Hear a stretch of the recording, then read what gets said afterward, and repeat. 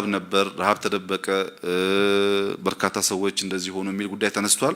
ረሃብ በሚመለከት የመጀመሪያው ሀሳብ አሁን ባለንበት ዘመን እንኳን በርከት ያለ ሰው ተርቦ ቀርቶ የእናንተ የበላችሁትን ምሳስ መደበቅ ይቻላል ወይ የሚለውን ለእናንተ መተው።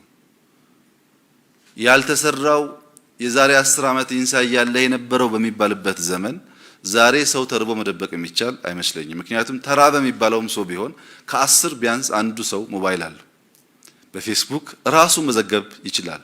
ሲቲዝን ጆርናሊዝም የሚባለው እሱ ነው።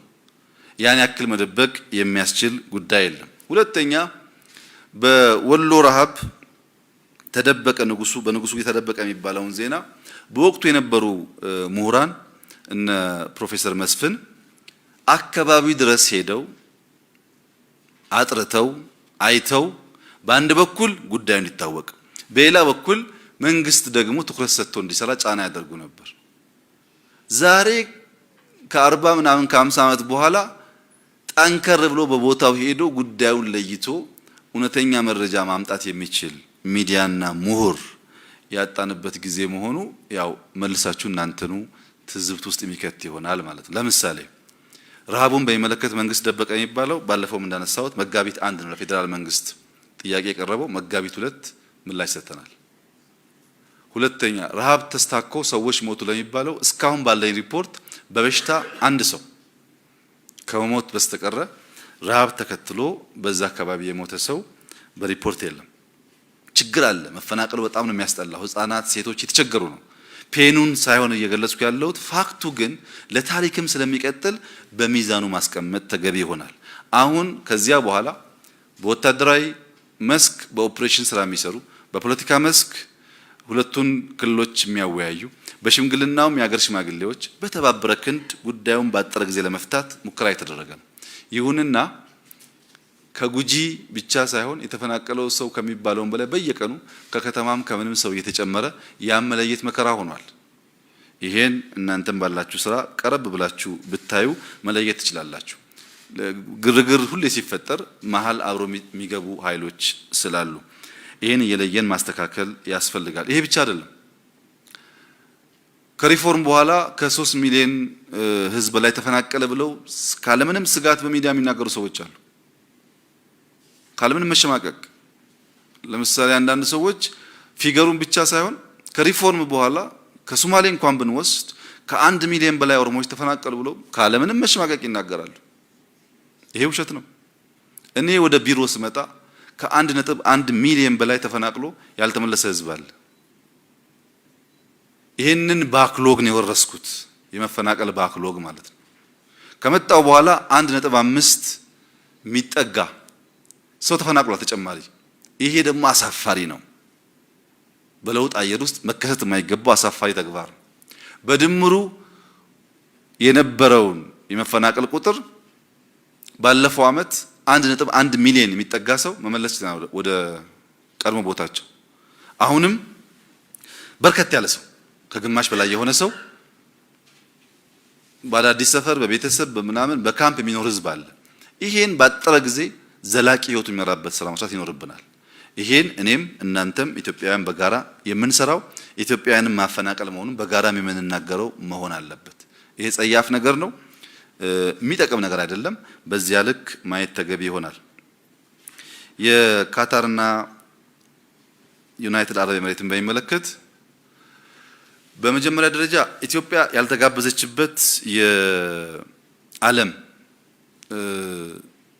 ግጭት ወይም አለመግባባት የለም። ሁሉን ማድረግ ስለማንችል ካስተቀረ በሊቢያ ጉዳይ የአውሮፓ መንግስታት ጋብዘውናል እንድንሳተፍ። በየመን ጉዳይ ተጋብዘናል። በሁሉም አካባቢ ባሉት ሀያላን ሀገራት ጭምር ባሉ ችግሮች ኢትዮጵያ ባገኘችው ልምድ እንድታግዝ ጥያቄ ይቀርባል። እኛ ማድረግ የምንችለውን በአቅማችን ልክ እየተቀበልን በተለይ አካባቢያችን ላይ ኢምፓክት ያለውን አንዳንዱን ደግሞ በርቀት የሚሰማንን እንገልጻለን። ትኩረታችን ምስራቅ አፍሪካ ነው።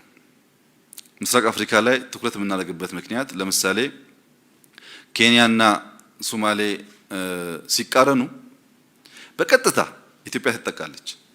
ኬንያ እዛ ያለውን የአሚሶም ጦር ወደ ራሷ ስትስብ እዛ ያለው የኢትዮጵያ መከላከያ ኃይል ለጥቃት ይጋለጣል ማለት ነው። በቀጥታ ጉዳዩ ከኛ ጋር ስለሚተሳሰር ጥያቄ ሳንጠብቅ በፈጠነ መንገድ ለመፍታት እንሰራለን።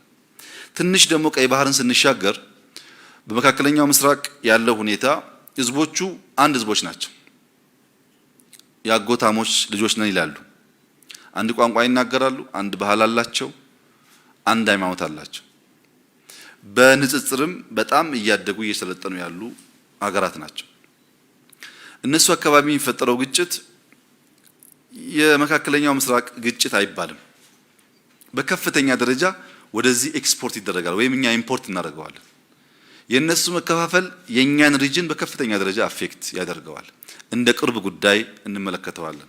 ጉዞውን በሚመለከት ግን ኢትዮጵያና ካታር የሁለትዮሽ ግንኙነት አላቸው። ከ20 ሺህ በላይ ኢትዮጵያውያን በካታር ውስጥ በተለያየ ስራ ተቀጥረው ይሰራሉ። ከ20 ሺህ በላይ። ስለዚህ እዛ ያሉ ኢትዮጵያውያን ያሉበትን ሁኔታ ማወቅ፣ ከካታር ጋር ያለንን ግንኙነት ማጠናከር አንዱ ስራችን ይሆናል። ይሄ ብቻ ሳይሆን በቅርቡ ካታር በነበረን ቆይታ በአንድ ሆስፒታል ብቻ በርካታ ቦታ ማየት አልቻልንም፣ ጊዜ አልነበረን። በአንድ ሆስፒታል ብቻ 3 ኢትዮጵያውያን፣ አንዷ ሜሮን የምትባል እናት 9 ዓመት ሙሉ የማትናገር ምንም አይነት እንቅስቃሴ የማታደርግ አልጋ ላይ ተቀምጠች ሴት አለች። 9 ዓመት። ሁለቱም የተቀሩ ኢትዮጵያውያን ምንም መናገር አይችሉም። ስማቸውን መናገር አይችሉም። ቤተሰባቸውን መናገር አይችሉም። አድራሻቸውን መናገር አይችሉም። እነዚህን ሰዎች በስፍራው ሄደን ባየንበት ወቅት አንዱ በእኛ እና በካታር መንግስት የነበረው ንግግር ልክ እንደ ሳውዲው ህፃን ድጋፍ ተደርጎላቸው ወደ ኢትዮጵያ የሚመጡበትን መንገድና በሀገራቸው ቀሪ ጊዜያቸውን ቤተሰብ የተገኘላቸውን ከቤተሰብ ጋር ያልተገኘላቸውንም የሚገኝበት መንገድ እየፈለግን ለማቆየት ነው። የካታር መንግስት ለዚህ ከፍተኛ ድጋፍ እያደረገ ነው። በቅርቡ ይመጣሉ ብዬ ተስፋ አደርጋለሁ። ሁለተኛው እዛ ያሉ ሰራተኞችን በሚመለከት የጋራ ስምምነት ኖሮን ሰራተኞቻችን ወደፊት ይበልጥ የተማሩ የሚያደርጉትን የሚያውቁ ሆነው እንዲሄዱ አሁን ያሉትን በዛው ልክ እንዲከበሩ መነጋገር ነበረብን። ለዚህ እንደ አንድ መፍትሄ ያስቀመጥነው እስከ 100 የሚጠጉ የሃይ ስኩል ተማሪዎች በጣም ምርጥ የሃይ ስኩል ቦርዲንግ ስኩል አላቸው። እስከ 100 የሚጠጉ ኢትዮጵያውያን የተሻለ ግሬድ ያላቸው በሃይ ስኩል ስኮላርሺፕ ለዲግሪ አይደለም ለሃይ ስኩል ስኮላርሺፕ እያገኙ እንዲሄዱና እነዚህ ወጣቶች በፈጠነ ጊዜ ቋንቋና ባህል ስለሚማሩ ራሳቸውንም እዛ ያሉ ኢትዮጵያውያንም የማሳሰር አዘ ብሪጅ ሊያግዙ ይችላሉ የሚል ከብዙ ስምምነቶች መካከል አንዱ ነው። ይሄ ለኛ ለዜጎቻችን አስፈላጊ ስለሆነ ነው። ከዚያ በተጨማሪ የተነሳውም ሀሳብ በሁለቱ ሀገራት መካከል ሰላም እንዲወርድ፣ ሰላሙ ለኛ ትርፍ አለው፣ ጸቡም ለኛ ኪሳራ አለው የሚል ሀሳብ ለሁለቱ መንግስታት አቅርበናል። በንጽጽር የተሻለ ምላሽ አለ። ውጤቱ ወደፊት የምናይ ይሆናል። ኢኮኖሚን በሚመለከት ቅድምም ተነስቶ በደንብ አልመለስኩትም። በአጠቃላይ ከሪፎርም በፊት የኢትዮጵያ ኢኮኖሚ ሁኔታ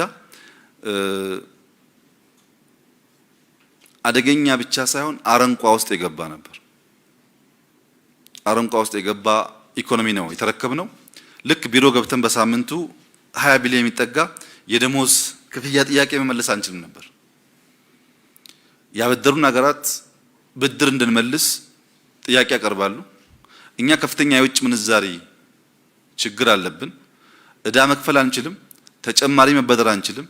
የበጀት ጉድለት ልንሞላ ፈተና ሆኖብን ነበር። ይሄ ብቻ ሳይሆን በርካታ ፕሮጀክቶች በኢንዱስትሪ በስኳር መንግስት የጀመራቸውና በፍጥነት ያላለቁ ፕሮጀክቶች ደግሞ ተጨማሪ ሀብት ይበሉ ነበር። ከዚህ ቀደም ማክሮ ኢኮኖሚ ኢምባላንስ ያልኩት እሱን ነው። ያን ለማስተካከል ኢንቨስትመንትን ሳይጨምር ትናንሽ ድጋፎችን ሳይጨምር ከ3 ቢሊዮን ዶላር በላይ ተጨማሪ ሀብት በዚህ ዓመት ለኢትዮጵያ መጥተናል። ይሄ ወርልድ ባንክን በሚመለከት ከነበረው ኤንቨሎፕ ውጪ ለኢትዮጵያ ሪፎርሙን አስታኮ አሁን ያለብንን ችግር ለመፍታት ያገኘነው ገንዘብ ነው። ከሌሎችም ሀገራት እንዲሁ። የቻይናን በሚመለከት እንደተባለው ሰፋ ያለ ብድር ከቻይና ተበድረናል። ቻይና የብድር ጊዜያቸው የደረሱ ማቹር ያደረጉ ብድሮች እንድንከፍል ጥያቄ አቅርበዋል። ከነዚህ ውስጥ አንዱ ባቡር ነው። ባቡር የተገነባው ኮሜርሻል ወይም የንግድ ብድር በሚባል የንግድ ብድር ወለዱ ከፍተኛ መሆኑ ብቻ ሳይሆን ባጠረ ጊዜ መከፈል ያለበት ነው። ባህሪው እንደዛ ነው። ከቻይና መንግስት ጋር ያደረግነው ድርድር እንደዚህ ጠንከር ያለ የኮሜርሻል ሎን ያለባቸውን ብድሮች ወደ ኮንሴሽናል የ10 ዓመቱን ክፍያ ወደ 30 ዓመት እንዲያሸጋግሩ ጥያቄ ቀርቧል። በጣም ብዙዎቹ ተስማምተናል። በዚያ በትንሹ ከ400 ቢሊዮን ብር በላይ በአመት መክፈል የሚገባን እንዲራዘም ሆኗል። በየአመቱ መክፈል ከሚገባን ግማሽ ቢሊዮን ብር ትንሽ ከመቶ ያነሰ እንድንከፍል ሆኗል። የኢኮኖሚ ጉዳይ ግን ስትራክቸራል ችግር ነው ያለበት፣ ብድር ብቻ አይደለም። ከፍተኛ የሆነ ስራ አጥነት ያለበት ኢኮኖሚ ነው። ከፍተኛ የሆነ የውጭና የገቢና የውጭ ንግድ ኢምባላንስ ያለበት ኢኮኖሚ ነው። የምናመነጨው ሀብትና የምንፈልገው ፍላጎት የተራራቀ ነው። ይሄን ለማስተካከል አንድ አመት ብቻ ሳይሆን ተጨማሪ 5-10 ዓመት ጠንካራ ስራ ይፈልጋል። ለጊዜው ግን ደሞዝ ለመክፈል የነበረን ችግር ከውጭ ባገኘነው ብድር በቅርቡ ፓርላማ እንዳጸደቀው እንዳያችሁት የበጀት ጉድለቱን ከተለያየ ምንጭ በማምጣት ለመሙላት ጥረት ተደርጓል። አሁን ያለንበት ሁኔታ ከአደጋው እየወጣ ያለ ኢኮኖሚ ግን የነበረውን ፍጥነት ጠብቆ እንዲያድግ ጠንካራ ስራ የሚጠይቅ ቁጠባ የሚጠይቅ ተጨማሪ ሀብቶች በቱሪዝም፣ በማዕድን፣ በግብርና ዘርፍ የምናገኘውን የኤክስፖርት ውጤት ብቻ ሳይሆን ተጨማሪ ሃርድ ከረንሲ የምናገኝባቸውን ሶርሶች ማስፋት ይፈልጋል። ለዛም ነው ቱሪዝም ላይ አተኩረን እየሰራን ያለው። ባጠረ ጊዜ መጠቀም ያስችላል የሚል እምነት ስላለ የመጨረሻው ኢህአዴግ ግን በሚመለከት ውህደት በቅርቡ ብላችኋል፣ መቼ ትዋሃዳላችሁ የሚለው ሀሳብ የኢህአዴግ የውህደት ጥያቄ በጣም ረጅም ዓመታት ሲያጨቃጭቅ የኖረ ነው። አዲስ ጥያቄ አይደለም። በባህሪው ቅንጅት፣ ውህደት፣ ህብረት የሚባል ነገር ታክቲካል ነው። ለዘላለም ውህደት ለዘላለም ህብረት አይፈጥርም። ለዘላለም ቅንጅት አይባልም። ተቀናጅቶ የተወሰነ ጉዞ ከተጓዘ በኋላ መዋሃድ አለበት። ይሄ የብዙ ፖለቲካ ፓርቲዎች ባህሪ ነው። እኛም በሚመለከት ሁሉም ፓርቲዎች አንድ አይነት የውስጥ አሰራር፣ አንድ አይነት ሀሳብ፣ አንድ አይነት ዓላማ ያለን ስለሆነ ለረዘመ ጊዜ ግንባር ሆነ መቆየታችን ተገቢ አልነበረም የሚል ውይይቶች ይነሱ ነበር። እነዚያ ውይይቶች ከሐዋሳው ጉባኤ በፊት ጨርሰን በሐዋሳው ጉባኤ እንዲጸድቅ ነበር የባለፈው ጉባኤ አቅጣጫ ያስቀመጠው። ነገር ግን በመሃል ለውጥ በመደረጉ እኛም 2-3 ወር ጊዜ ስላልነበረ ለጉባኤ በቂ ዝግጅት ማድረግ አልቻልንም። ይሄን ለጉባኤ አቅርበን ጉባኤው እስከሚቀጥለው ጉባኤ እንዳጠብቁ ምክር ቤቱ ጥናቱ ሲያልቅ አፕሩቭ ማድረግ ይችላሉ ስልጣን ሰጥቶናል። ማጽደቅ ያለበት ጉባኤው ነው። ውክልና ግን ለምክር ቤት ሰጥቷል፣ ለኢህአዴግ ምክር ቤት ማለት ነው። በዚያ መሰረት ከተለያዩ ተቋማት የተውጣጡ ምሁራን ጥናት ሲያካሂዱ ቆይተዋል። በጣም ዘርዘር ያለ ጥናቱ ለኢህአዴግ ምክር ቤት ይቀርባል። ኢህአዴግ ምክር ቤት እዛ ውስጥ የሚያሻሽለው፣ የሚቀንሰው፣ የሚጨምረው ነገር ካለ አዳብሮት የውህደቱ ጉዳይ ስንግባባ እውን ይሆናል ማለት ነው። አጠቃላይ መርህ ላይ መዋሃድ አለብን። ባጠረ ጊዜ ጉባኤ አጽድቆታል። የጉባኤ ሀሳብ ነው። ምን ይዘት ይኑረው፣ እንዴት እንዋሃድ፣ አሁን ካለው ስርዓት ጋር እንዴት እናጣጥመው የሚለው ጉዳይ ግን ጥናቱ ሲቀርብ በሚነሱ ሀሳቦች ተወያይተን የምናጸድቀው ይሆናል። ምርጫን በሚመለከት የሚቀጥለው ምርጫ እንዴት ይሆናል የሚለው ጥያቄ ያው ምርጫን በሚመለከት ኢህአዴግ እንደ አንድ ፓርቲ ነው የሚናገረው። አሁን እንደምታውቁት 107 ፓርቲዎች አሉ። ይሄን ምርጫ ቦርድ ጠርቶ ያወያይና ምርጫ በዚህ ቀን በዚህ ሁኔታ ይካሄዳል ብሎ በተባበረ ድምፅ ምርጫ ቦርድ ሲወስን ኢህአዴግ በግል ያለው አቋሙን ያራምዳል። በጋራ የተወሰነው ውሳኔ ግን እንደ አንድ ፓርቲ ይፈጽማል። ብቻችንም ምርጫው በዚህ ጊዜ ይሁን ይሄ ተወስኗል የሚል አቋም እኛ እናራምድም። ፓርቲዎች ይወያያሉ። ምርጫ ቦርድ የሚወስነው ውሳኔ ተቀብለን ተግባራዊ እናደርጋለን። አማራና ትግራይ በሚመለከት የተነሳው ሀሳብ በመጀመሪያ አማራና ትግራይ የድንበር ይገባኛል ጥያቄዎች ይነሳሉ። እስካሁን ግን አልተታኮሱም። ቶክስ፣ ጸብ ወይም ግድያ አልታየም። ከዚያ በላይ ኦሮሚያና ሶማሌ ግን በከፍተኛ ደረጃ ተዋግተዋል፣ ተጋለዋል። ቀደም ብለው በይገባኛል ሲሚላር ጥያቄ በማንሳት በኦሮሚያና በሶማሌ ክልሎች ሰፋፊ ውጊያ ተካሂደዋል። ብዙም ሰው ሞቷል። አሁንስ ኪሳራ ታቅፏል። ሁለቱም ክልሎች ሶማሌ ኦሮሞን ገሎ ኦሮሞ ሶማሌን ገሎ ምንም ጥያቄ መመለስ እንደማይቻል በተግባር አረጋግጠዋል። አማራ ትግራይን ወይም ትግራይ አማራን በመውጋት ምንም አይነት ጥያቄ ዘላቂ ሰላም በሚያረጋግጥ መንገድ መመለስ አይቻልም። ይሄን ሁለቱ ክልሎች የሁለቱ ክልል ህዝቦች በደንብ ይገነዘባሉ። ሁለተኛው በሁለት ክልል መካከል የሚባል ግጭት ሊፈጠር አይችልም። እዛ ትግራይ አማራን የወጋ እንደሆነ ትግራይ የኢትዮጵያ ህዝብ ጋር ይዋጋል ማለት ነው። አማራ ትግራይን የወጋ እንደሆነ አማራ የኢትዮጵያ ህዝብን ይዋጋል ማለት ነው እንጂ ሁለት ክልሎች ሲጣሉ ሌላ ኢትዮጵያዊ እስኪለይላችሁ ብሎ የሚያይ ተደርጎ መወሰድ የለበትም። አጥቂ ኃይል እንዲቆም በቃልም በተግባርም ኢትዮጵያውያን ይሳተፋሉ። ምክንያቱም ገዳዩም ተገዳዩም ወንድም ስለሆነ ሁለት ወንድማማቾች ሲላፉ ሶስተኛው ወንድም ቁጭ ብሎ አያይም። እንደዛ መወሰድ ተገቢ አይደለም። ስለዚህ በሁለቱ መካከል ሳይሆን አንዱ ከኢትዮጵያውያን ጋር ነው የሚሆነው ማለት ነው። የትግራይ ህዝብና የአማራ ህዝብ በፍጹም የጠብ የግጭት ፍላጎት የለውም።